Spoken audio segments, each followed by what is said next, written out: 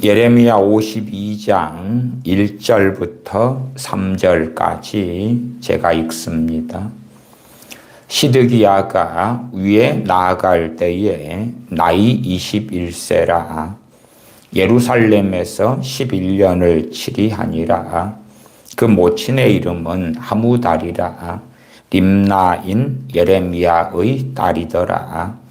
시드기야가 여호야김의 모든 행위를 본받아 여호와 보시기에 악을 행한지라.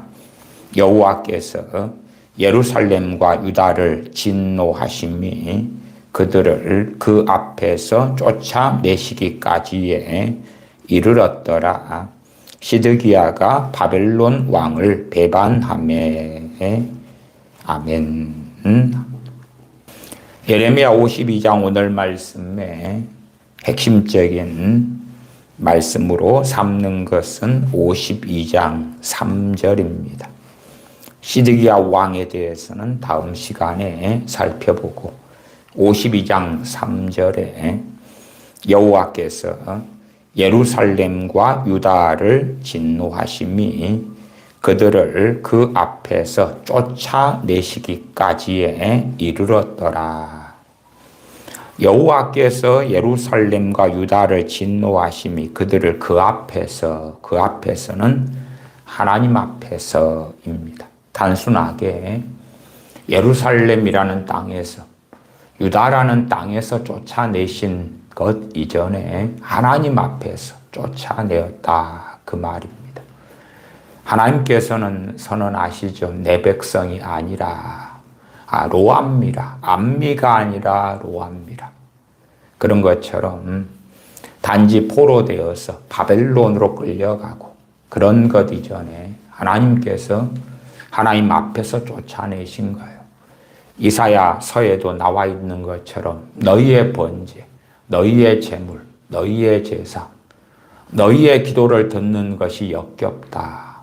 더 이상은 내게 제물을 가지고 나오지 말아라. 너희의 많은 기도를 듣는 것이 내가 괴롭다. 그러면 그 이스라엘 백성들, 예루살렘 유다 백성들이 하나님께 드리는 제사나 기도나 예배나 때로 찬양이나 그러한 것들이 하나님을 기쁘시게 하기보다는 하나님의 진노를 불러일으킨다. 하나님 보시기에 그들의 제사가, 그들의 예배가, 소위 그들이 말씀을 지킨다, 준행한다 하는 것들이 하나님과는 맞지 않고, 그리고 하나님께서 기뻐하시는 길이 아니라 하나님께 진노를 더 쌓게 되는 것이었습니다. 물론 그들의 예배, 그들의 번제, 그들의 제물만이 아니라 그들의 삶, 그들의 살아가는 것, 그것이 의롭게 공의로 사는 것이 아니라 악행으로 살아왔기 때문에 그렇지요. 그들이 자신의 정욕과 악함대로 살면서 그러다가 단순하게 번제 드리고 화목제 드리고 속건제 드리고 속죄제 드리고 예루살렘에 와서 솔로몬 성전에서 절기를 보내고 안식일을 지키니까 괜찮아. 그런 방식으로 주술적으로 샤머니즘적으로 하나님에 대한 제사나 기도나 예배나 하나님의 절기들, 여호와의 절기들을 지키는 일들도 많았다 하는 것입니다. 우리가 어떠한 삶을 살든지 간에 우리는 선민이잖아. 우리는 하나님의 백성이잖아. 언약 백성이잖아. 그러기 때문에 안전하리라. 오랜 시간 동안에 또한 많은 목회자들이 지금도 여전히 회개의 복음을 증거하지 않고 나아가서 회개란 성경에도 주님 믿을 때부터 그리고 주님 배울 때까지 우리가 먼저 죽어서 주님의 나라에 가든지 아니면 이 땅에 살다가 재림하시는 주님을 배웠든지 간에 주님을 배울 때까지 하나님 앞에 설 때까지 회개는 계속되는 것입니다. 죄와 계속 싸워야 되고 거룩의 여정과 길을 걸으려고 발버둥 쳐야 되고 말씀을 깨닫고 의의 길, 진리의 길을 걸어가려고 그렇게 하려니 옛사람을 벗어버리는 그 투쟁 또한 영적 군사로서 에베소서 6장에 말씀한 대로 하나님의 전신갑주를 취하여 입어서 그래서 선한 싸움을 싸워야 하는 것이지요. 그렇지 않고 주님의 복음이 증거될 때도 회개가 사라지고 그 다음에 주님을 믿은 다음에 오직 믿음으로 주님을 믿고 구원받는다. 물론 그것도 진리 중에 진리고 복음 중에 복음이라고 누누이 저도 말씀드려 왔습니다. 그러나 그러면서도 사도들이 사도행전에서나 또한 전에도 누가복음 등을 살펴본 것처럼 회개에 대하여 주님께서나 사도들이 그렇게 외쳤건만 나아가 요한일서 등은 주님 믿는 그리스도인들에게 얼마나 회개가 중요한지 죄를 깨닫고 죄를 고백하고 자백함이 얼마나 중요한지 말씀하고 있음에도 회개에 대하여 덮어버리고 그 다음에 오히려 그런 자리를 봉사, 충성, 아니면 헌금, 축복, 복받아라, 기복주의 그러한 것들로 채우는 거고 그러한 자리에 내가 원하고 욕망하는 대로 기도하여 응답받는 것 혹은 하나님의 기름 부음, 임재, 음성 듣기 그런 걸로 채우는 거예요. 말하자면은 옳고 바른 하나님의 말씀 얼마에다가 쓰레기로 더러운 걸로 오물로 섞어가지고 사용하는 비극들이 일어나 왔더랬다 하는 것입니다.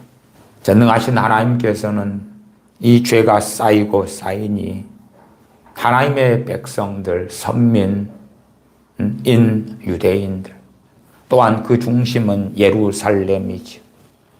그들을 하나님께서 진노하셔서 그들을 그 앞에서 쫓아내시기까지에 이르렀더라. 52장 3절.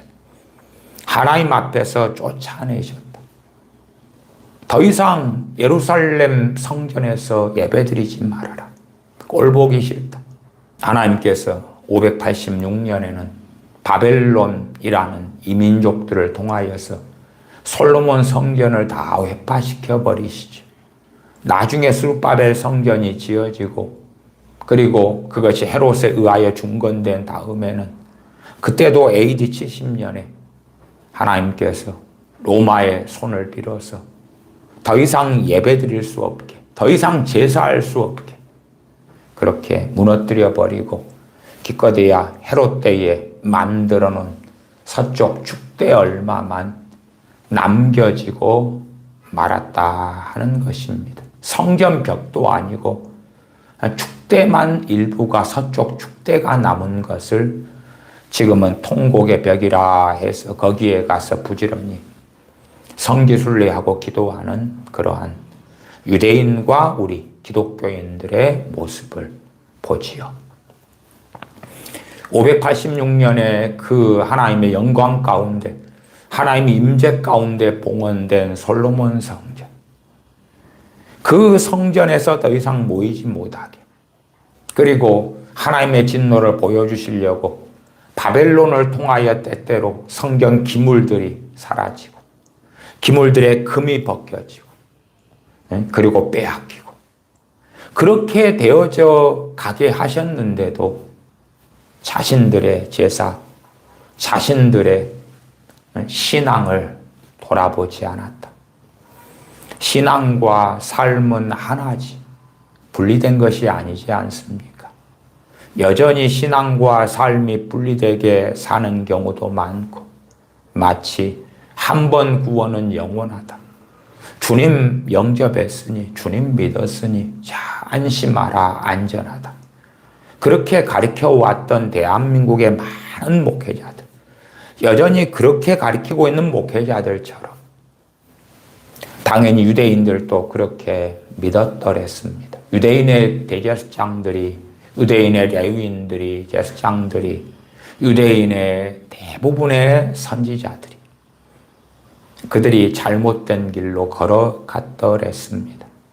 그래서 유대인의 대부분의 선지자들, 거기에서는 예레미야서도 제가 강의하며 여러 번 말씀드렸습니다마는 결과적으로 거짓 선지자로 판명되더라도 성경은 그들을 거짓 선지자라 지칭하기보다 선지자라 그렇게 말씀합니다. 선지자들이라고 말씀해요. 그 선지자들 가운데 극소수인 예레미야 선지자나 스바냐 선지자나 하박국 선지자나 그러한 이들은 하나님 편에 서고, 그러나 대부분의 선지자들은 하나님의 반대편에 서고 거짓 애언을 행하고, 그리고 하나님의 진노 속에 들고 말았습니다. 어떠한 사람들이 결과적으로 잘못된 일을 행하기 때문에 그가 처음부터 거짓 선지자였다, 거짓 선생이었다, 그런 경우도 있습니다만은, 그러나 실제로 그것보다 훨씬 더 많이 하나님의 종으로 부르심 받아가지고 그리고 길을 달려가는데 하나님 편에 선 것이 아니라 사람 편에 서고, 나아가 사람들의 마음을 기쁘게 하고 흡족하게 하고 사람들의 귀를 즐겁게 하는데 성경을 오용하고 잘못 해석하고 제멋대로 사욕을 따라서 가리키고 해석하고 그렇게 해왔던 일들은 얼마나 많이 있었으며 지금도 곳곳에서 자연되고 있습니다. 그러한 대표적인 것이 신사도 계열 같은 사람들이기도 하지요. 거기에서 한 걸음 더 나아가면 이단이고 사이비가 되는 길을 많은 자들이 걸어왔습니다. 물론 정통이다, 이단이 아니고 정통적인 침례교다, 장로교다, 그렇게 속한 교단들에 속한 목회자라 할지라도 정로를 걸어가는 그러한 사람들이 그렇게 많지 아니하다, 그렇게 말씀드릴 수밖에 없습니다. 결국 하나님께서는 쫓아내신다, 그 말이 쫓아내신다. 우리의 역사적인 흐름도 그렇습니다. 역사적인 흐름상 믿는 사람들이 많이 있다가, 물론 많이 있는 것이 다 깨어 있는 건 아닙니다만은, 그럼에도 일반적인 말씀으로 한다면 믿는 사람들이 많이 있다가 줄어들어 버리는 거예요. 줄어들어 버려. 더 부흥이 일어나고 더 변화가 일어나는 게 아니라 줄어들어 버려요. 마치 예루살렘과 유다인들이 칼과 기근과 연병을 통하여 죽임당하고, 그리고 일부가 남은 자들이 포로로 끌려가고, 그리고 열방 가운데 흩어져서 그래서 살아가는 것. 남은 자들이죠. 남은 자들. 하나님을 섬기는 자들이 남아있지만, 그러나 그들은 예루살렘 성전에 와서 제사할 수도 없게, 자유도 없고, 절기를 보낼 수도 없고, 노예 생활을 하는 거예요. 그들은 안식일을 지키고 싶지만, 안식일을 자원하여 지킬 수 있는 때가 지나버린 거예요. 그렇게 하나님께서 예배의 중심이 되었던 예루살렘과 예루살렘 성전을 친히 이방인들의 손을 통하여 멸망시키셔 버린 거예요. 그것이 하나님께서 내 앞에서, 하나님 앞에서 쫓아내 버리셨다 하는 것입니다. 유럽 교회도, 유럽에 상당히 많은 나라들이 로마 가톨릭입니다만은 그것 말고도 독일 같은 곳처럼 개신교, 루터파, 그런 국교 등등의 나라들 가운데, 소위 개신교에 속하는 그러한 나라들 가운데 많은 믿는 사람들이 지금 사라지고 있습니다. 대한민국도 이미 무신론자들의 비율이 60몇 %가 되었지 않습니까? 우리 개신교인들도 급격하게 줄어들고 있습니다. 부흥이 아니라 줄어들고 있어요. 2014년부터 지금까지로 한다면 한 200만 명이 기독교인의 통계 가운데 사라졌다. 가나안 교인들을 이야기하는 게 아닙니다. 가나안 교인들은 나홀로 신앙생활하고 그렇게 하더라도 여전히 주님 믿는 사람들이에요. 그 영적인 형편이 어쩐지는 다 모르지요. 마찬가지로 어떤 개교의 로컬 처치에서 신앙생활하고 있다 해서 그의 신앙이 깨어있고 바르게 되는 것을 결코 보장할 수 없을 뿐입니다. 다 전능하신 아버지 앞에서 어떻게 각자가 살아가고 깨어있느냐 하는 것일 뿐이지요. 저 북한의 지하교회 교인들이 어떤 지역교회 어떤 로컬 처치 가운데 깨어있는 삶을 제대로 살 수가 있겠습니까? 일반적인 교회에서 가지는 셀 모임을 가집니까? 구역 예배를 가집니까?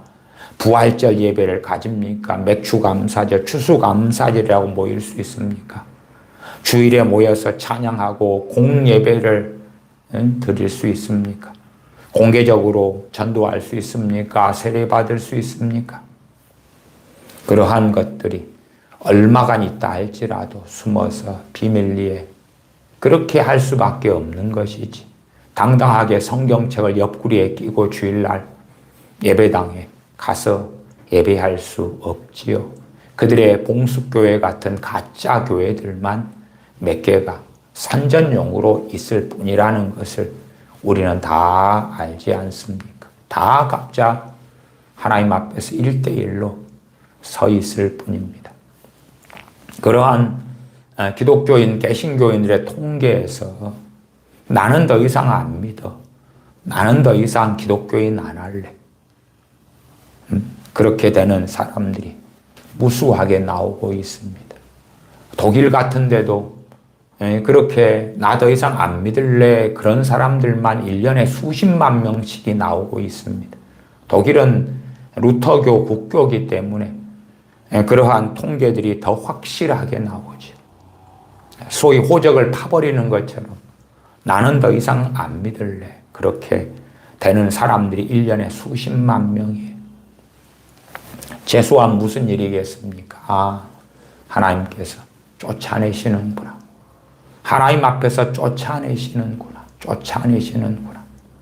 더 이상은 하나님께서 꼴보기 싫다고. 하나님 앞에 모이는 것 싫다고. 그들이 정욕적으로 제멋대로 삶을 살면서 나는 주여 주여 합니다. 나는 크리스천입니다. 그런 꼴을 더 이상 보기 싫다고. 고린도 교회에서도 그들이 모이는데 나는 아볼로파다, 나는 게바파다, 나는 바울파다, 나는 예수파다. 그렇게 하고 파당을 짓고 그들이 모여서 성찬을 하는데 그런데 가진 자, 있는 자, 부한 자들은 자기의 것을 갖다가 먹고 가난한 자들은 슬퍼하고 탄식할 수밖에 없는 그 죄악으로 가득 찬 성찬의 그 모임처럼 그 모임이 유익이 되지 않는다라고 사도 바울이 말씀하죠. 그러한 교회들 모이는데 시기하고 다투고 싸우고 눈짓하고 분쟁하고 분열하고 파당이 나누이고 어떻게 그런 예배를 그런 모임을 기뻐하시겠느냐. 밑도 끝도 없이 주님의 말씀 가운데 두세 사람이 내 이름으로 모인 곳에 내가 그들 가운데 있다. 주님 말씀하시는 것을 잘라내어서 그래서 가령 흰 옷 입은 몇 사람을 제외하고 죽어버린 사대교회가 사용한다고 합시다. 살았다는 이름을 가졌으나 죽은 자들이 된 그 사대교회가 자 우리가 주님의 이름으로 모였으니 두세 사람이 모인 곳에도 주님이 함께 있다고 말씀하셨습니다. 우리 가운데 주님의 임재가 있습니다. 우리 가운데 함께 하십니다. 그러면 사기치는 거고 거짓말하는 거고 악행 속에 들어간 것이지. 사실은 성경을 그렇게 여기서 조금 저기서 조금 잘라내서 장난질 하는 사람들은 정말 많습니다. 성경 암송은 참 귀한 것입니다. 그러나 성경 암송을 통해서 문맥을 살펴보고 암송하고 내가 암송하는 성경의 문맥이 어디에서 나온 것인지를 알아야 될 거 아닙니까? 그러나 그렇게 하지 않고 그냥 막무가내로 좋고 아름다워. 그래서 성경 암송을 하고 그러고 그 암송한 구절을 자기 마음대로 해석해 버리는 것. 그러면 얼마나 끔찍합니까? 백투 예루살렘 하는 사람들이나 유대주의에 상당히 심취한 사람들은 무엇을 좋아하냐 그러면 시편 122편 6절 같은 말씀을 좋아합니다. 시편 122편 6절의 말씀은 그런 거죠. 예루살렘을 위하여 평안을 구하라. 예루살렘을 사랑하는 자는 형통하리로다. 야, 예루살렘을 사랑하라. 예루살렘의 평안을 구하라. 그런데 전능하신 아버지 하나님께서 신약시대로 한다면 AD 70년에 예루살렘을 무너뜨려 버리지 않습니까? 박살내버리지 않습니까? 그러면 하나님은 이 말씀과 다른 편에 있잖아요. 마찬가지로 586년, BC 586년에 하나님께서 예루살렘과 유다를 바벨론을 통하여 심판하시지 않습니까? 하나님께서는 예루살렘의 반대편에 계시잖아요. 주님께서도 마태복음 23장 37절과 누가복음 13장 34절에서 그렇게 말씀하시죠. 예루살렘아 예루살렘아 선지자들을 죽이고 내게 파송된 자들을 돌로 치는 자여 암탉이 그 새끼를 날개 아래 모음같이 내가 너 자녀를 모으려 한 일이 몇 번이냐. 그러나 너희가 원치 아니하였도다. 내가 너희를 그렇게 모으려고 했는데 그래서 선지자들을 보냈는데 죽이고 파송된 자들 내가 많은 자들을 파송시켜서 너희를 모으려 했는데 너희들이 돌로 쳤다. 그러기 때문에 보라 너희 집이 황폐하여 버림받으리라. 그렇게 주님께서 선언하셨습니다. 주님의 그 선언은 전능하신 아버지의 선언이죠. 주님께서 시편 122편 6절대로 예루살렘을 위하여 평안을 구하라가 아니죠. 예루살렘을 사랑하는 자는 형통하리로다. 주님은 예루살렘을 사랑하셨기 때문에 예루살렘을 구원하시려 하셨고 예루살렘 때문에 우셨다. 그런 것이에요. 그러나 그렇게 예루살렘을 불러 모으려 했고 하나님께로 돌이키려 했으나 그들이 원치 아니하였다. 원치 아니하였다. 그렇게 예루살렘을 위하여 평안을 구하라. 예루살렘을 사랑하는 자는 형통하리로다. 그러한 앞뒤 문맥 없이 한 구절을 암송하고 애우고 거기에 몰두하면서 그러면서 무수히 많은 말씀들을 무너뜨려 버리는 거예요. 무너뜨려 버려. 예루살렘에 대해서도 이 예레미야서에 많은 말씀들이 있습니다. 몇 구절을 살펴보겠습니다. 예레미야 4장을 보겠습니다. 예레미야 4장 14절을 보겠습니다. 예루살렘에 대한 마치 예루살렘을 위하여 평안을 구하라 하는 것과 다른 정반대편에 있는 것 같은 말씀들을 몇 구절 보십시다. 예레미야 4장 14절입니다. 예루살렘아 내 마음의 악을 씻어버리라. 그리하면 구원을 얻으리라. 너 악한 생각이 내 속에 얼마나 오래 머물겠느냐. 선지자 예레미야를 통하여 하나님은 말씀하십니다. 예루살렘아 내 마음의 악을 씻어버리라. 예루살렘을 사랑한다. 예루살렘을 위하여 평안을 구한다. 그 예루살렘은 누구 편에 있는 예루살렘입니까? 하나님 편에 있는 예루살렘입니다. 그러면 지금 현재 팔레스틴, 현재 이스라엘 거기에 있는 예루살렘은 누구 편에 있습니까? 그 이스라엘, 지금 현재 역사적인 1948년에 다시금 하나님께서 세워지게 하신 그 이스라엘. 그들은 누구 편에 있습니까? 그 이스라엘의 중심인 예루살렘은 누구 편에 있습니까? 그들은 우리 주 예수 그리스도를 환영합니까? 그들은 주님께서 전능하신 아버지의 아들이시고 주님께서 길이요 진리요 생명이라는 것을 인정합니까? 그들은 우리 주 예수 그리스도께 나옵니까? 그들의 절대 다수는 아닐지언정 그들의 많은 자들이 회개하고 주님께 돌아오고 그리고 더 많이 그들에게 영적 부흥이 일어나고 있습니까? 유감스럽게 그렇지 않습니다. 지금 현재 이스라엘은, 지금 현재 예루살렘은 주님 편에, 하나님 편에 서 있지 않습니다. 그런 것은 조금의 지각만 가지고 있어도 다 알 수가 있습니다. 지금 현재에도 유대인들 가운데 주님을 믿는 사람이 있다 그러면 그 가족에서 쫓겨나고 멸시받고 천대받고 핍박받습니다. 아마도 과거의 유대의 그 유교 속에서 조상 제사하고 살아왔던 종갓집 같은 데서 한 사람이 예수를 믿었을 때에 핍박받고 천대받고 멸시당하고 모욕을 당하고 쫓겨나는 것 같은 것보다 더 심각한 일이 현재 벌어지고 있는 것입니다. 물론 그렇다 해서 저는 반유대주의나 아니면 이스라엘 반대편에 서 있는 입장을 가지지는 않습니다. 그들을 위해서도 기도하는 입장이고 또한 그들이 하나님께 선민 이스라엘이 돌아와 하나님을 영화롭게 하기를 바라고 원하는 입장입니다. 그러나 그렇다 해서 극단적으로 그들이 하나님 편에, 하나님 반대편에 있는데도 괜찮아, 오라, 아름다워. 무조건적으로 그들은 태생적, 혈통적으로 유대인이기 때문에 하나님께서는 그들 편에 반드시 서 계셔, 서 주실 거야. 그런 것은 전혀 아니올시다다. 그 말이에요. 하나님 말씀의 문맥을 살펴보아야지. 예루살렘이라 할지라도 하나님께서는 선지자를 통하여 뭘 말씀합니까? 4장 14절 예루살렘아 내 마음의 악을 씻어버리라. 그리하면 구원을 얻으리라. 악을 씻어버리라가 다른 말로 하면 회개하라. 그 말 아닙니까? 회개하라.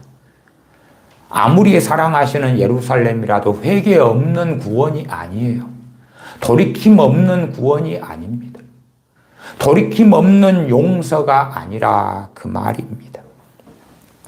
책망하시는 것은 내 악한 생각이 내 속에 얼마나 오래 머물겠느냐. 예레미야 6장입니다. 예레미야 6장 8절을 제가 읽습니다. 예루살렘아 너는 훈계를 받으라. 그리하지 아니하면 내 마음이 너를 싫어하고 너로 황묵해 하여 거민이 없는 땅을 만들리라. 지금 선지자 예레미야를 통하여 예레미야 6장은 계속 경고하고 있는 거죠. 경고하고 있는 것이고 예레미야 52장에는 그것이 그 경고가 이제는 하나님의 진노가 이루어지고 하나님께서 하나님 앞에서 친히 그 백성들을 내 백성이 아니다로 합니다. 쫓아내버리시는 그것까지가 나와 있는 그 비극이 되었습니다. 6장 8절을 다시 보면 예루살렘아 너는 훈계를 받으라. 그리하지 아니하면 내 마음이 너를 싫어하고 너로 황묵해 하여 거민이 없는 땅을 만들리라. 너로 황묵해 하겠다. 이 역사적 사건이 예루살렘의 유대인들에게 반복되었지요. BC 586년에 AD 70년에 반복되었습니다. 그 앞에는 선민이었던 북왕국 이스라엘에도 722년에 나타났었고 그러나 자신들의 반쪽 실제로 지파수로 한다면 반쪽이 훨씬 넘지요. 그러한 10지파가 하나님의 진노 속에 들어간 것을 보고도 남왕국 유다는 돌이키지 않고 깨닫지 아니했다 그 말입니다. 그리고 하나님께서 선지자를 통하여 주시는 훈계를 교훈을 받지 아니하였다. 그래서 내 마음이 너를 싫어하고 하나님께서 하나님의 마음이란 말은 중심이에요. 중심에서 너를 예루살렘을 싫어하고 예루살렘은 유대 땅의 중심이고 대표성을 가지는 단어입니다.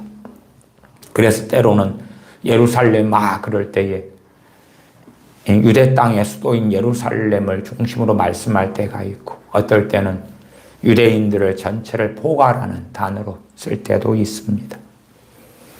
훈계를 받지 아니하면 내 마음이 너를 싫어하고 너로 황무케 하여 거민이 없는 땅을 만들리라.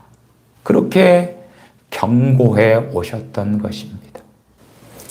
예레미야 선지자의 사역 기간이 주로 BC 627년부터 예루살렘 유대가 멸망하는 586년 그 다음에 그가 애굽으로 끌려가고 그러한 시기까지 하면은 약 BC 580년까지로 봅니다. 그러면 꽤 길죠. 예루살렘 멸망까지의 기간은 627년부터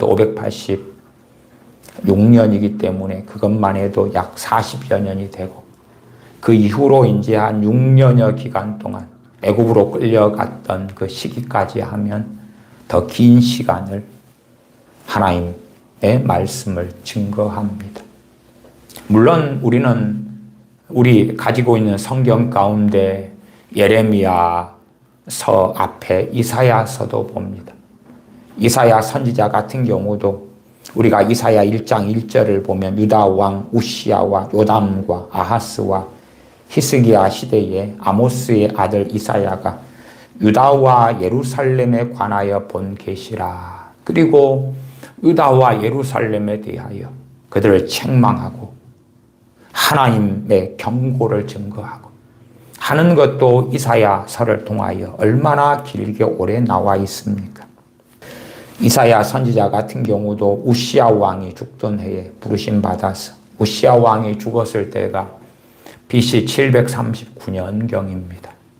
그때부터 히스기야 왕 말미까지 186년까지 그러한 긴 시간 동안에 유다와 예루살렘에 대하여 하나님의 말씀을 증거하지. 또한 아시다시피 예레미야 선지자와 함께 동시대에 사역했던 선지자들이 스바냐 선지자, 하박국 선지자, 그리고 다니엘 선지자, 에스겔 선지자, 그러한 선지자들이 있고 하나님의 말씀을 예루살렘과 유대인들에게 그렇게 오랫동안 증거해 왔지요. 하나님께로 돌이키라고, 회개하라고. 그러나 그렇게 하지 아니했습니다. 예레미야 7장입니다. 예레미야 7장을 보겠습니다. 7장 29절 말씀을 읽습니다. 예루살렘아 너의 머리털을 베어버리고 자산 위에서 호곡 통곡할지어다. 여호와께서 그 노하신 바 이 세대를 끊어버리셨음이니라. 예루살렘아 너의 머리털을 베어버리고 정말로 간절하게 회개할 때에 그때에 이러한 외형적인 것도 안 나타날 수는 없겠지. 사무엘의 어머니 한나 같은 경우는 그 간절한 기도로 인하여 술 취한 여자로 오인을 엘리 제사장에게 받기도 했지요. 때로는 어떤 사람은 통곡하고 울고 어떤 사람은 베옷을 입고 그리고 이 예루살렘아 거기에서는 너의 머리털을 베어버리고 자산 위에서 자산은 벌거벗은 메마른 언덕에서 중동 지역 같은 팔레스틴 같은 데는 햇볕에 낮에 나가면 얼마나 덥습니까? 그래서 좀 평안하게 이것저것 따지고 나무 그늘 밑에서 이렇게 따지면서 기도할 수 있지. 그러나 그런 게 아니라 땡볕 아래서라도 또 언덕 위면 얼마나 더 힘든 여건이겠습니까? 쉽게 물을 구할 수도 없겠죠. 그러나 그런 것을 따지기보다 자산 위에서 메마른 언덕 혹은 벌거벗은 산을 이야기합니다. 자산 위에서 통곡할지어다 호곡할지어다 여호와께서 그 노하신 바 이 세대를 끊어버리셨음이니라. 그러기 때문에 회개하고 통곡하고 하나님께 엎드리라고 선지자 예레미야를 통하여 말씀하고 있습니다. 예레미야 15장 5절까지 제가 읽어보면 예루살렘아 너를 불쌍히 여길 자 누구며 너를 곡할 자 누구며 돌이켜 내 평안을 물을 자 누구뇨.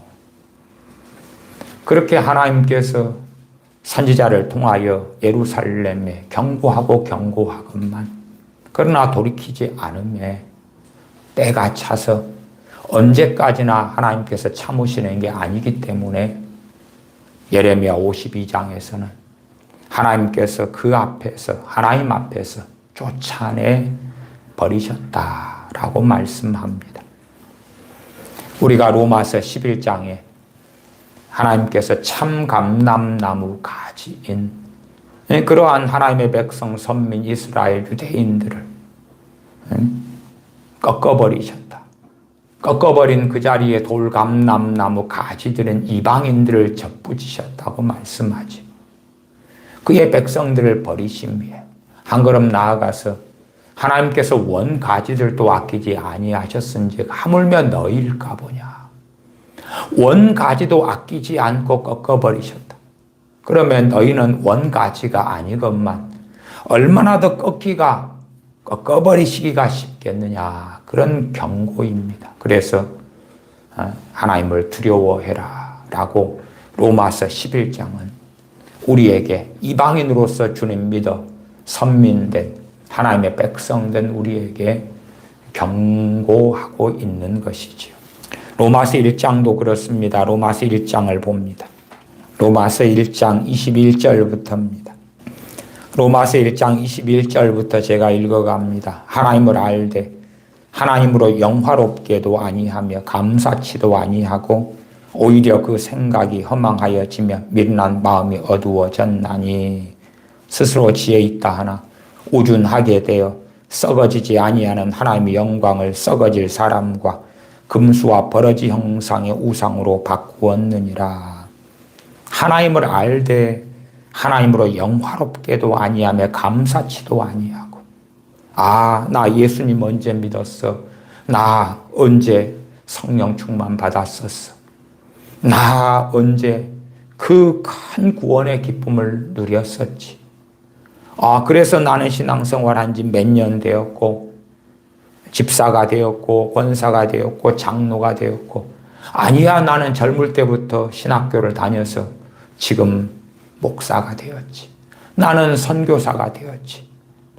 하나님을 알았다. 하나님을 알았다. 우리 주 예수 그리스도를 통하여 하나님을 알았겠지요. 하나님을 알되 하나님으로 영화롭게도 아니하며 감사치도 아니하고 오히려 그 생각이 허망하여지며 미련한 마음이 어두워졌나니 그리고 많은 우상들 가운데 나아갑니다. 그 우상이 돈이 될 수도 있고 또한 자신의 배가 될 수도 있고 자신의 영광이 되기도 하지요. 24절로 가면 그러므로 하나님께서 저희를 마음의 정욕대로 더러움에 내어버려 두사 저희 몸을 서로 욕되게 하셨으니 이는 저희가 하나님의 진리를 거짓 것으로 바꾸어 피조물을 조물주보다 더 경배하고 섬김이라 주는 곧 영원히 찬송할 이시로다. 아멘. 저희가 하나님의 진리를 거짓 것으로 바꾼다.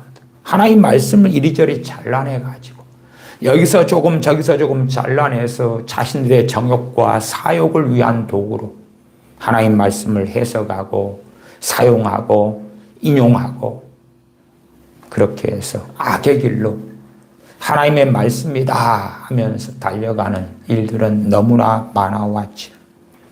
그러므로 하나님께서 저희를 마음의 정욕대로 더러움에 내어버려 두셨다 말씀하지요. 그 다음에는 동성애가 나와 있습니다. 동성애가 점점 증가하는 나라들. 당연히 대한민국이 그 안에 있다는 건 아시지 않습니까? 유럽의 무수한 나라들, 미국이라는 나라들, 동성애의 급격한 증가 속에 있지요. 왜요? 하나님께서 그들을 내어버리시니까.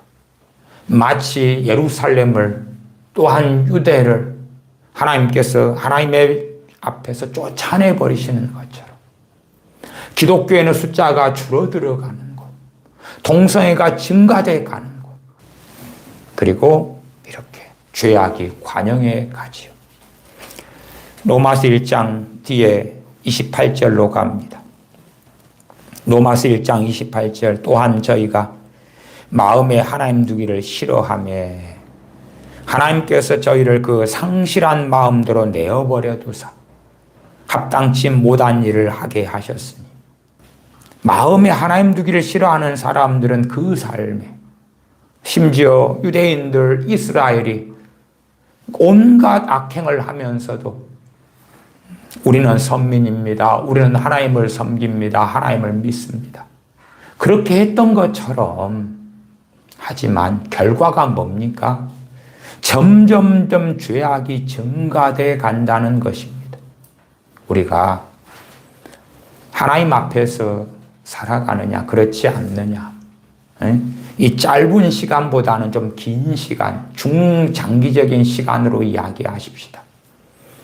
죄악이 기하급수적으로 증가해 가느냐, 마치 그 사채를 써가지고 이자가 수십 프로 나오는 것처럼 사채를 썼는데 갚지 않아서 원금이 1,000만 원인데 이자가 5천만 원, 1억, 2억이 붙고 그런 것처럼 기하급수적으로 죄가 증가돼 가는 사람이 있겠죠.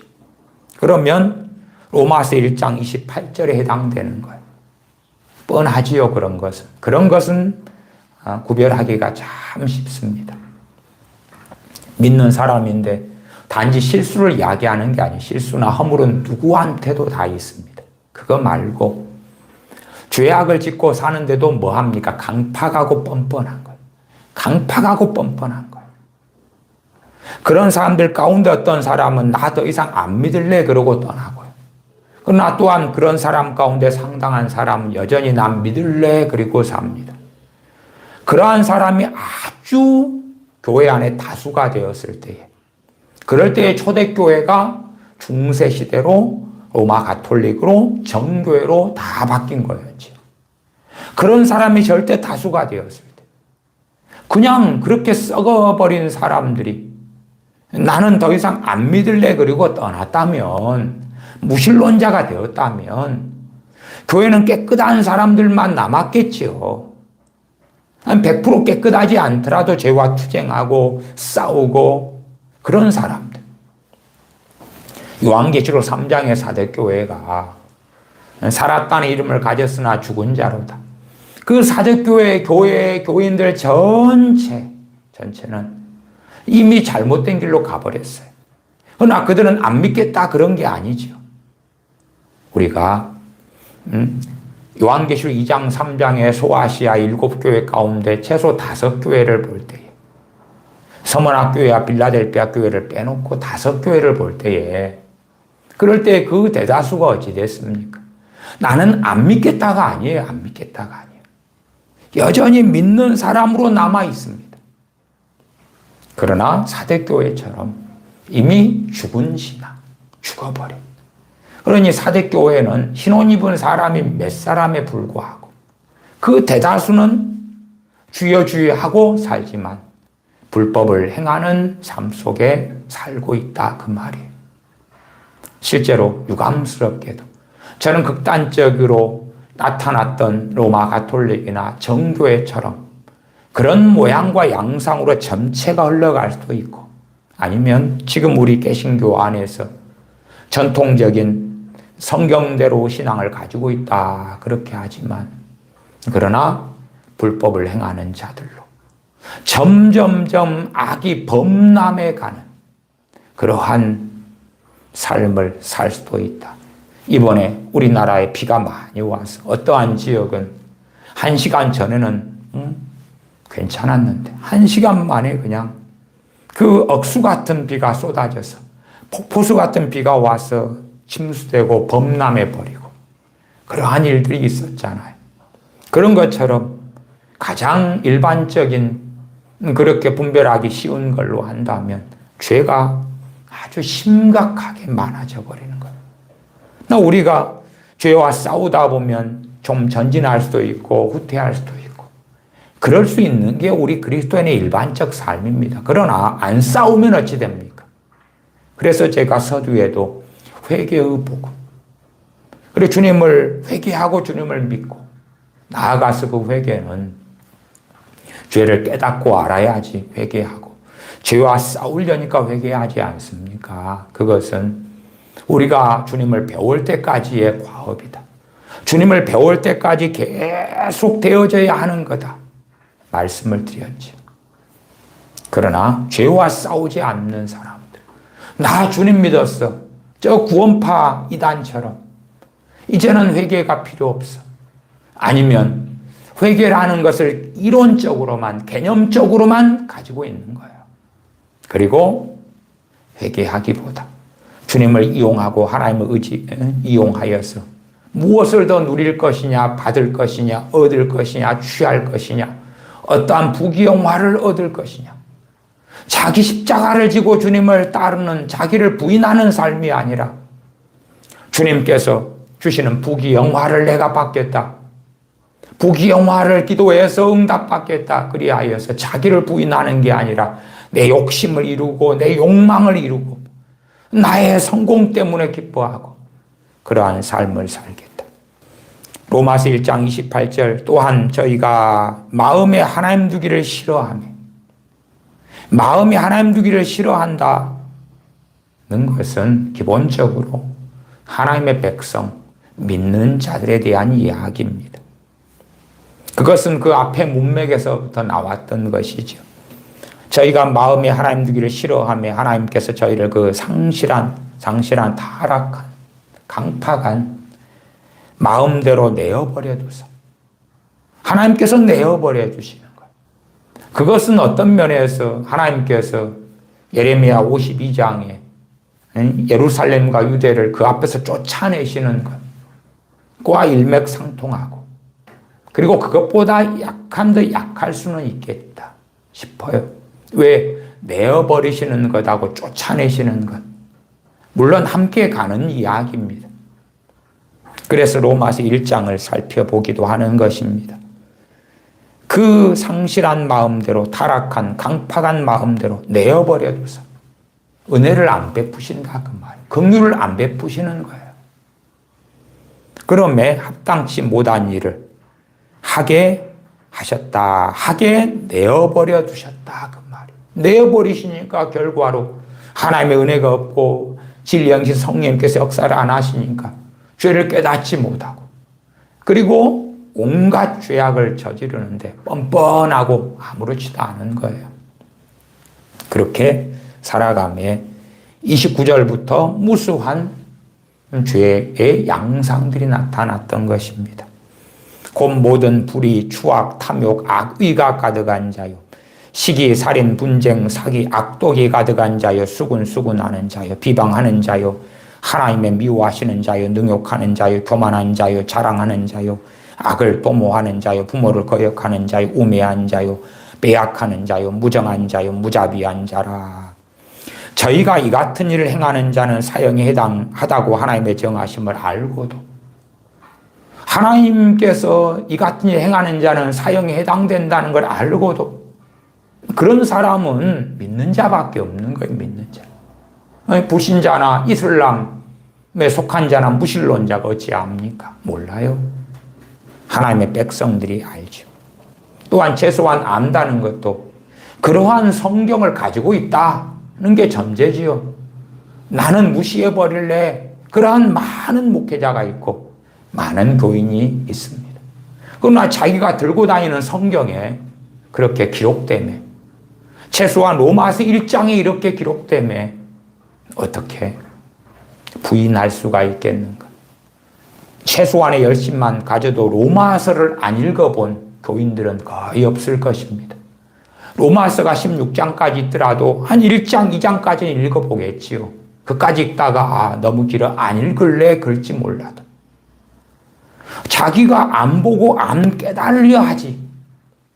위에 말한 죄의 리스트 목록 가운데 저희가 이 같은 일을 행하는 자는 사형에 해당하다고 하나님의 정하심을 알고도 구약 성경의 다른 말씀을 통해서는 모른다 할지라도 이미 그 결론이 다시금 로마서 1장 32절에 나왔지 않느냐 그 말이에요. 그러나 자기들만 행할 뿐 아니라 또한 그 일을 행하는 자를 옳다 하느니라. 목회자가 무서운 거예요. 목회자가 끔찍한 거예요. 끔찍한 거예요. 응? 하나님의 말씀을 가리키고 죄가 무엇인지 깨닫게 하나님의 말씀을 전하고 회개하고 하나님 앞에 서도록 하는 삶이 깨어있는 삶이죠. 그러한 삶을 살도록 말씀을 증거하지 않는 목회자, 나아가서 교회의 중직자, 또한 자기들의 입맛에 맞추어서 성경에 여기저기 갔다가 큐티하고 아멘하고 그리고 정욕대로 사는데 담대한 사람들, 그러한 양상들이 지금까지 많이 반복되어 왔죠.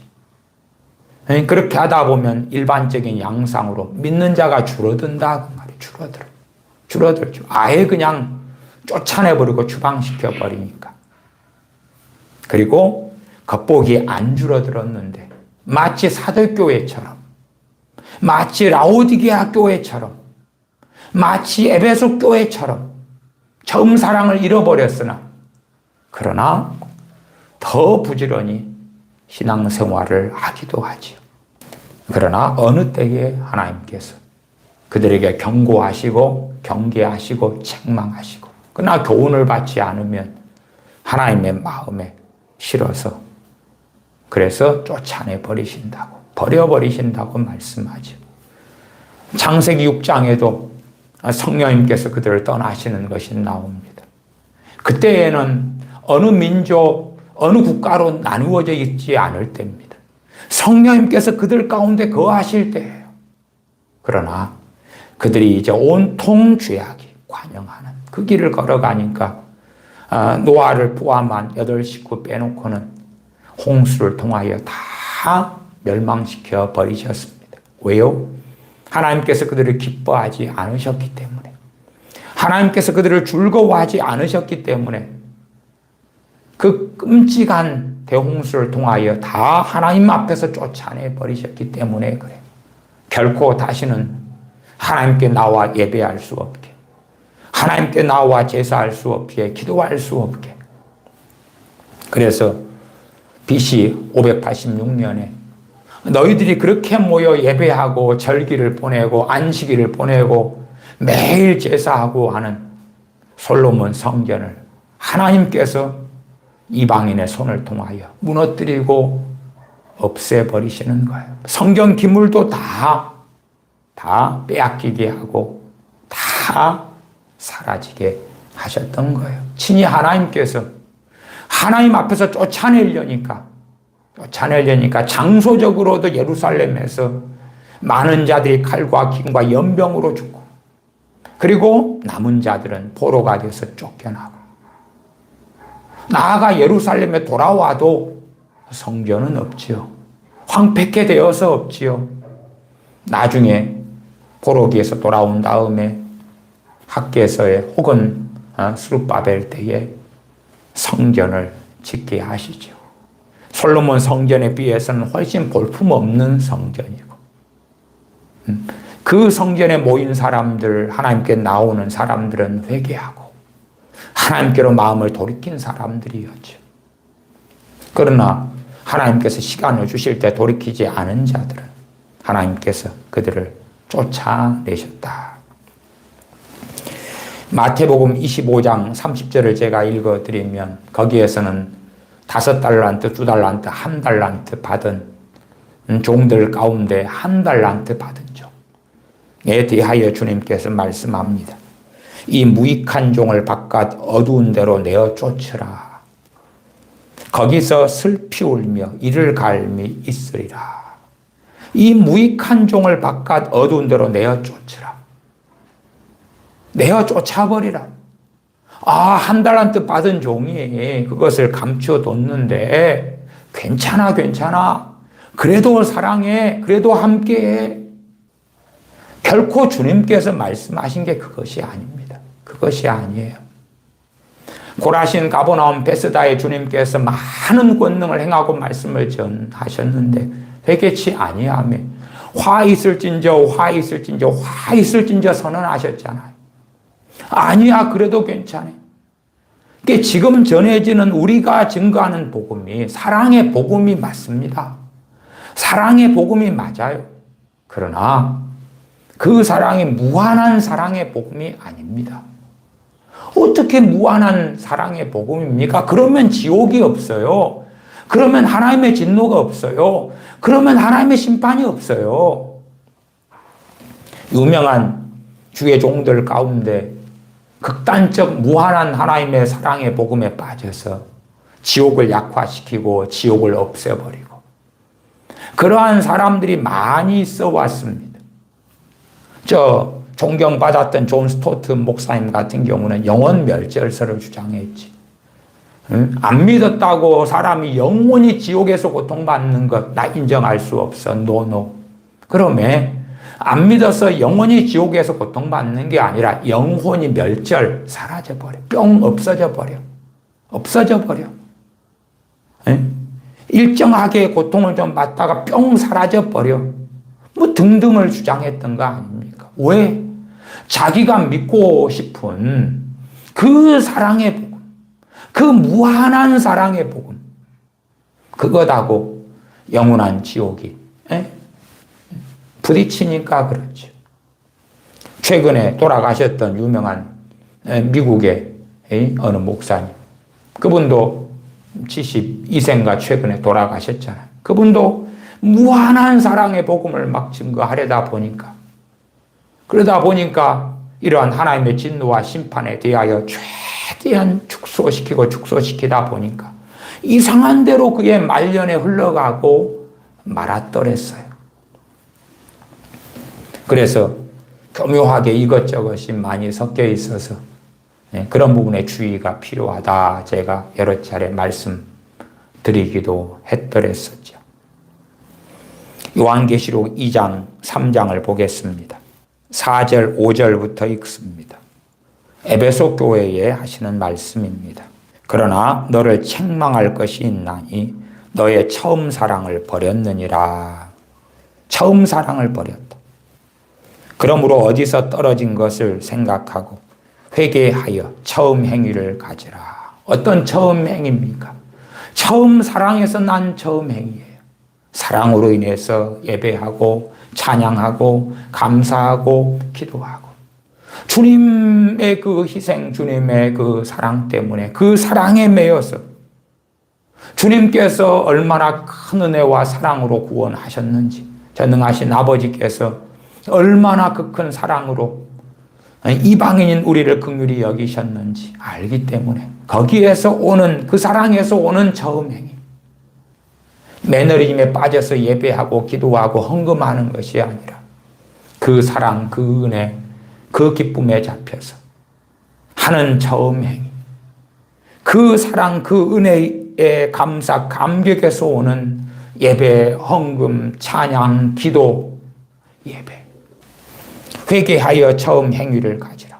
만일 그리하지 아니하고 회개치 아니하면 내가 내게 임하여 내 촛대를 그 자리에서 옮기리라. 촛대는 사명을 이야기하는 것이 아닙니다. 야, 너가 그 전에 큰 사명을 받았는데 작은 사명이 되는 것, 그런 거 아닙니다. 촛대는 제가 누누이 반복하여 말씀드려 왔습니다. 요한계시록 1장 20절에 내 본 것은 내 오른손에 7별의 비밀과 7 금 촛대라. 7별은 7 교회의 사자요 7 촛대는 7 교회니라. 촛대는 교회다 그랬어요. 촛대로 옮겨버린다가 무엇입니까? 더 이상 교회가 아니다 그 말이에요. 그냥 세상적으로 어떤 프랜차이즈가 있다 그러면 어느 프랜차이즈 상호를 달고 하잖아요. 그러다가 프랜차이즈 상호를 떼버려요. 그러면 그 프랜차이즈 이름으로 더 이상 영업할 수 없잖아요.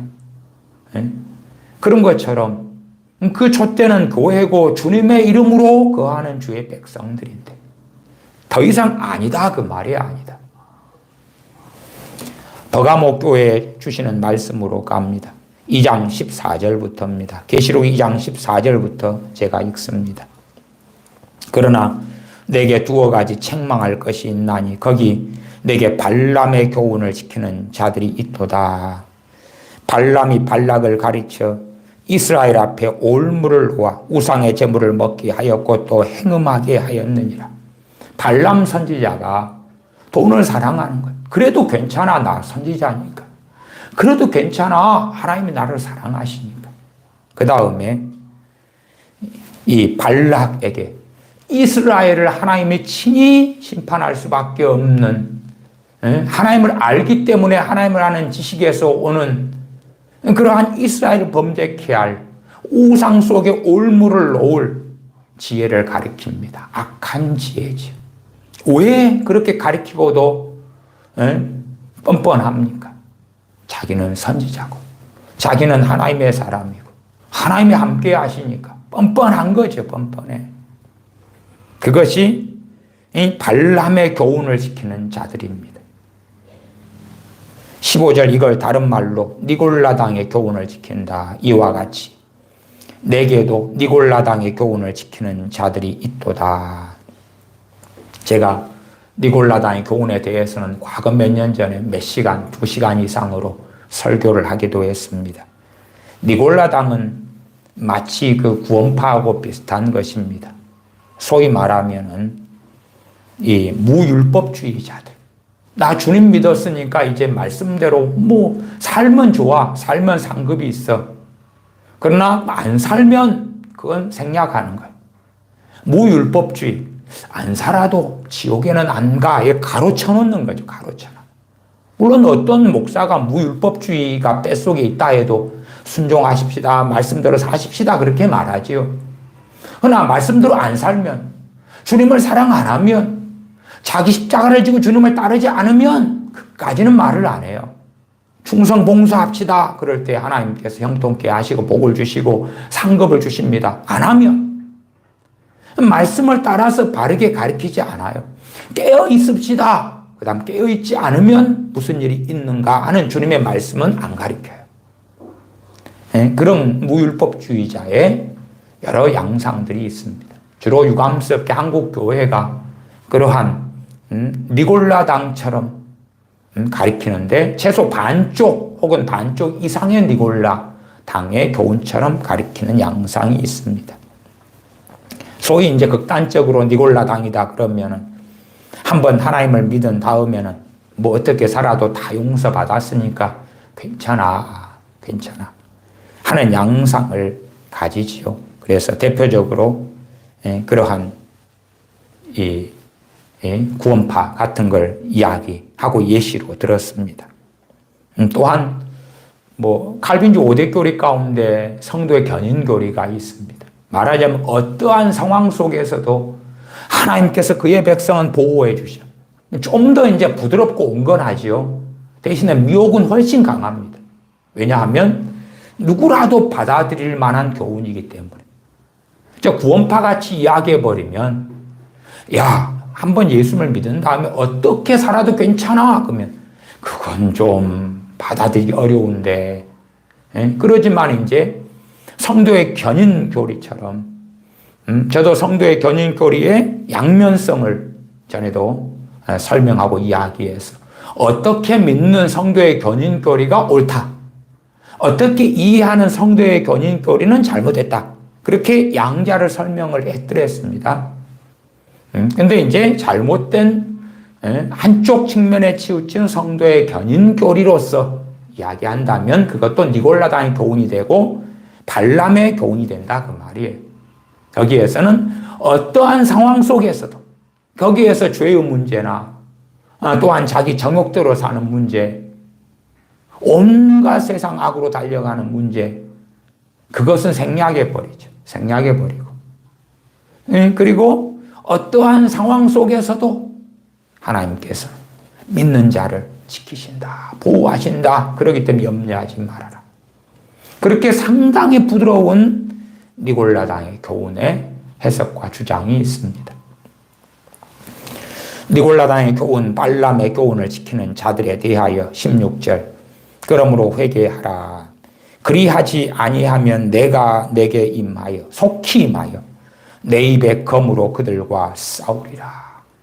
주님께서 그들과 싸운다는 이야기는 그들의 구원자가 아니다 그 말, 대적의 자리에 있다 그 말이니 어찌 그들이 주님의 제자가 되고 주님의 백성이 되고 구원받는 자들의 반열에 설 수 있겠습니까? 주님께서 주님의 입의 검으로 말씀으로 싸우는 자들이, 싸운다는 것은 전쟁에서 주님의 그 검으로 때리시고 치시는 자들이 천국에 어찌 들어갈 수 있느냐 그 말이에요.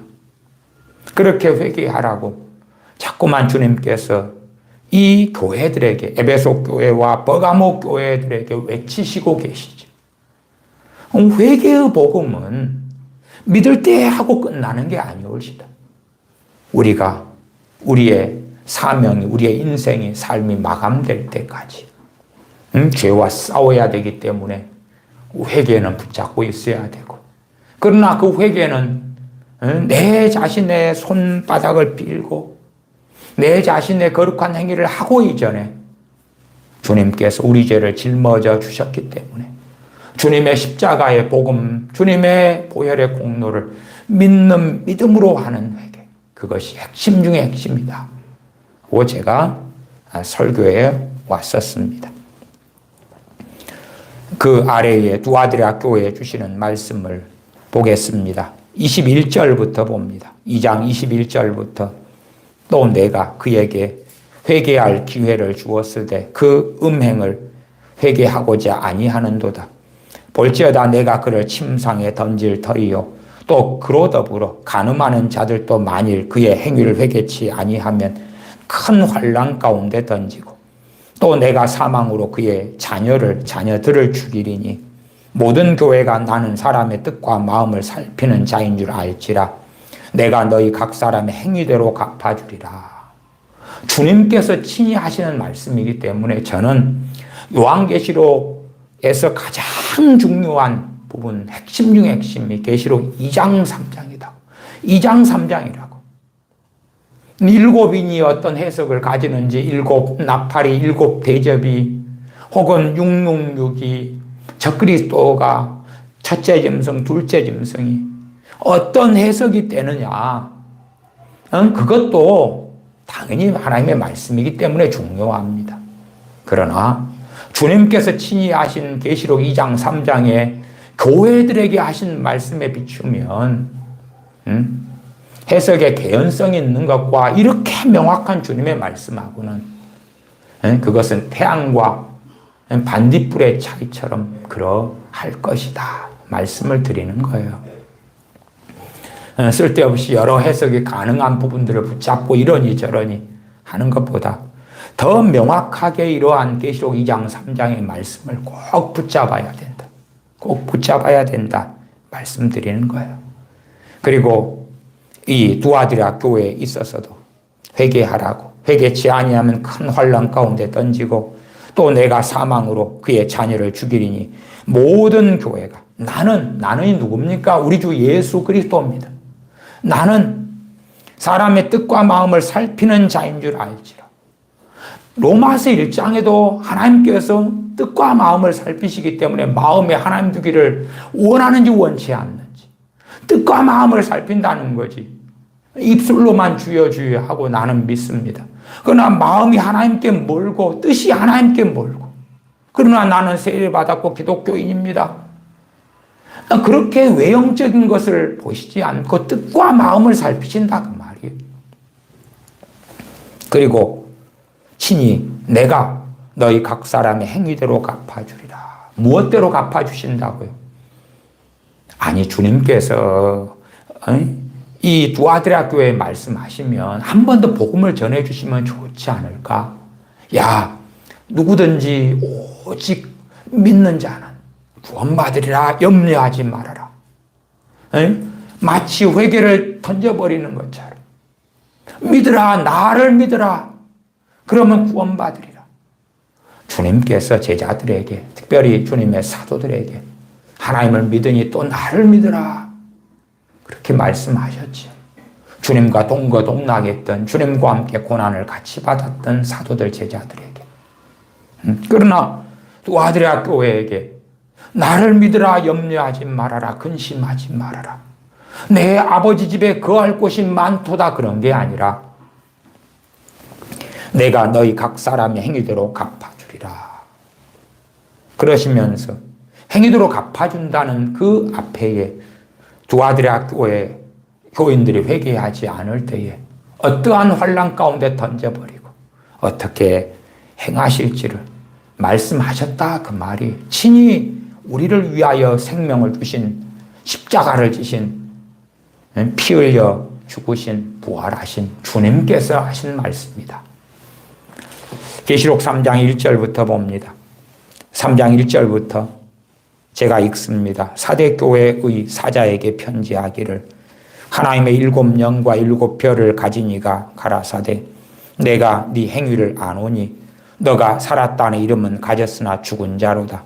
너는 일깨워 그 남은 바 죽게 된 것을 굳게 하라. 살았다는 이름을 가졌으나 죽은 자다. 죽은 자다. 나 너는 일깨워서 그 남은 바 죽게 된 것을, 그러나 회개하고 돌아올 기회가 있다, 그 말이죠. 회개하고 돌아올 수 있기 때문에, 그러니 앞에 3장 1절 마지막에는 살았다는 이름을 가졌으나 죽었다고, 죽은 자다고 말씀하고, 그러면서도 또 그 양면성처럼 그 남은 바 죽게 된 것, 남은 것, 얼마 남은 것이 있다, 그 말이에요. 아직은 완전히 판결이 떨어진 게 아니니까. 그 남은 바 죽게 된 것을 굳게 하라. 굳게 하라는 게 돌이키라, 그 말이죠. 돌이키라. 내 하나님 앞에 내 행위에 온전한 것을 찾지 못하였노니. 3절 그러므로 너가 어떻게 받았으며 복음을요, 우리 주 예수 그리스도의 구원의 복음을 어떻게 들었는지 생각하고 지키어 회개하라. 야, 우리가 예수님의 복음 듣고 받았어. 말씀 듣고 받았어. 그러니 내가 그 말씀에 아멘 했어. 끝이야, 끝. 그게 아니라 지키어 회개하라. 지키어 회개하라.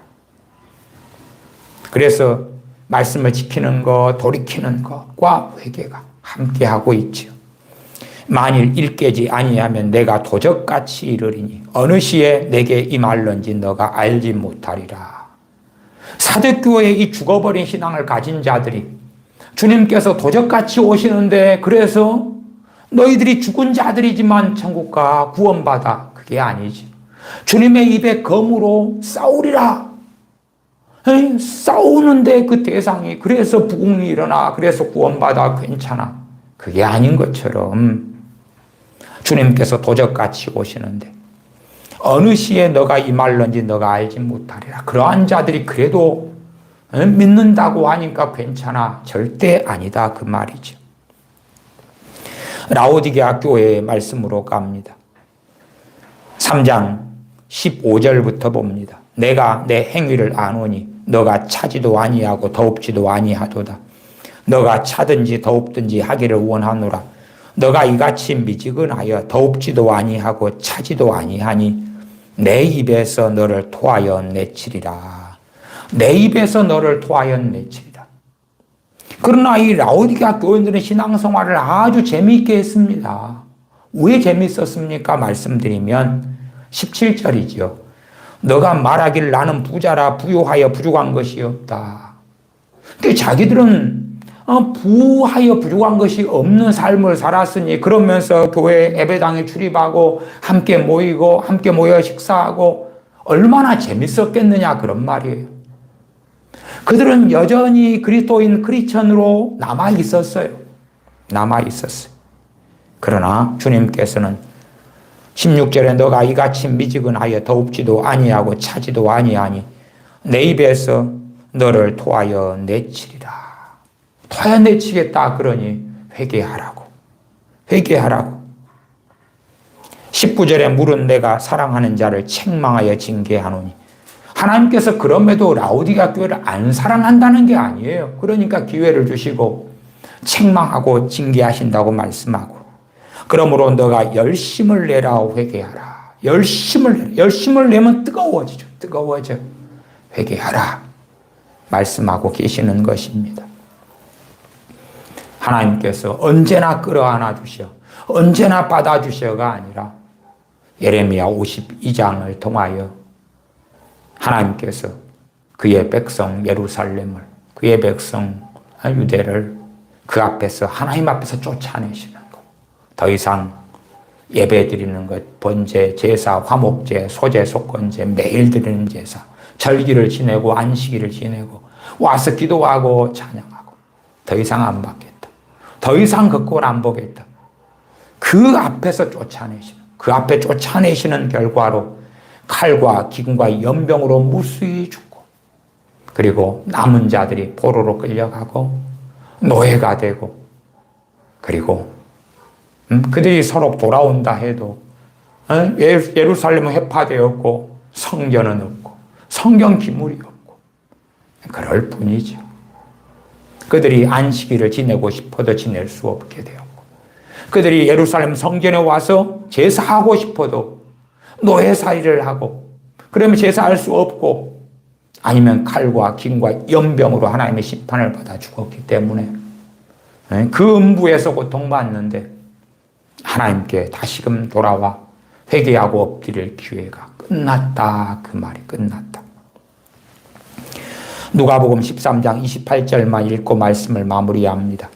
누가복음 13장 28절. 너희가 아브라함과 이삭과 야곱과 모든 선지자는 하나님 나라에 있고 오직 너희는 밖에 쫓겨난 것을 볼 때에, 주님께서 그의 선민 유대인들에게 말씀하시는 거예요. 오직 너희는 밖에 쫓겨난 것을 볼 때에, 그리고 그것이 로마서 11장에도 나와 있죠. 참 감람나무 가지들을 꺾어버리셨다. 사도행전에도 사도 바울과 바나바 사도가 유대인들에게 회당에 가서 복음을 계속 전하지만 일부만 믿지만 그 대다수는 오히려 주님의 복음을 회방하고 공격하고, 그리고 쫓아다니면서까지 사도들을 괴롭히고 죽이고, 그러한 짓들을 하며 바울과 바나바 사도가 이제는 이방인에게로 가리라. 그러한 결과를 통하여 꺾어버리신 그러한 일들을 로마서에서 확인하고 또한 사도행전에서도 확인한다. 그 말이에요. 오직 너희는 밖에 쫓겨난 것을 볼 때에 거기서 슬피 울며 이를 갈미 있으리라. 누가복음 13장 그 앞에 28절 앞에 27절에는요. 나는 너희가 어디로서 왔는지 알지 못하노라. 행악하는 모든 자들아 나를 떠나가라. 하나님의 원백성인 그러한 이스라엘 유대인들이 행악하고 살았다. 그 말이에요. 나는 선민입니다. 나는 하나님의 백성 자녀입니다. 혈통적 유대인입니다. 우리는 안식일 지내잖아요. 매일 제사 지내잖아요. 절기 보내잖아요. 그러면 우리는 구원받았어요. 하나님의 백성이에요. 그러나 주님께서는 나는 너희가 어디로서 왔는지 알지 못하노라. 행악하는 모든 자들아 나를 떠나가라. 누가복음 13장 27절에 그렇게 말씀하신다.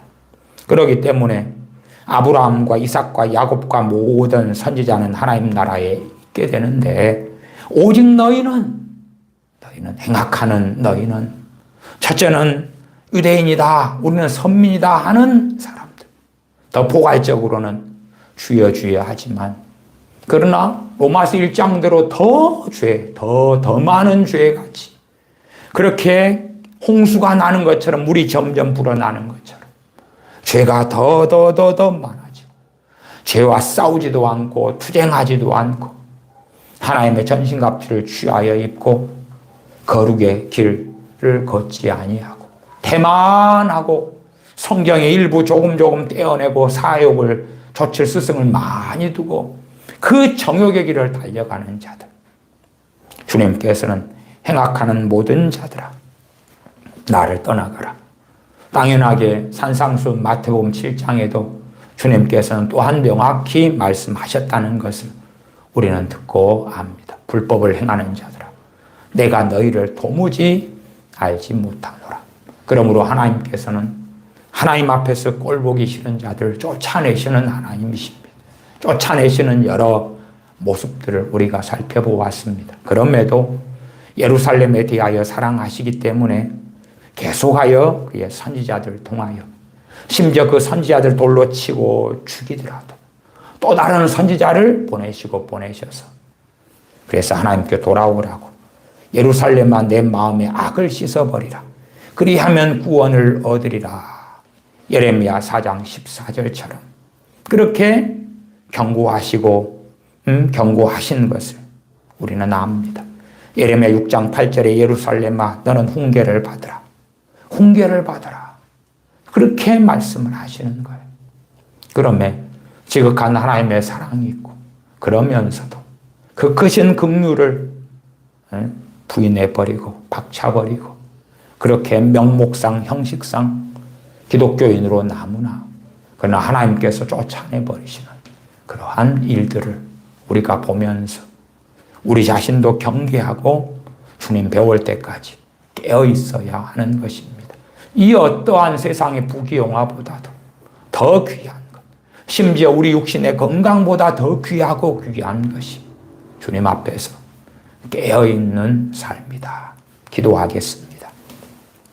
아버지 하나님, 예루살렘과 유다를 전능하신 아버지께서 아버지 하나님 앞에서 쫓아내버리시는 그러한 역사적 사건과 일들을 말씀을 통하여 봅니다.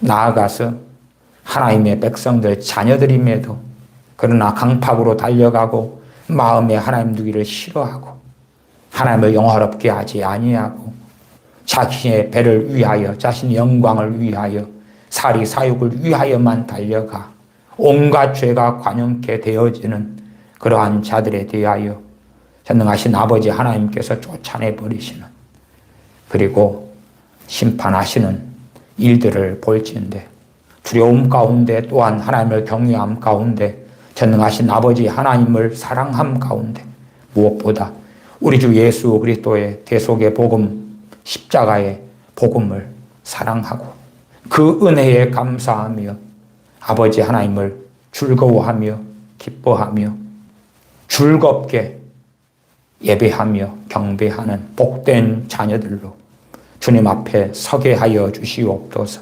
우리 주 예수님의 이름으로 기도하옵나이다. 아멘.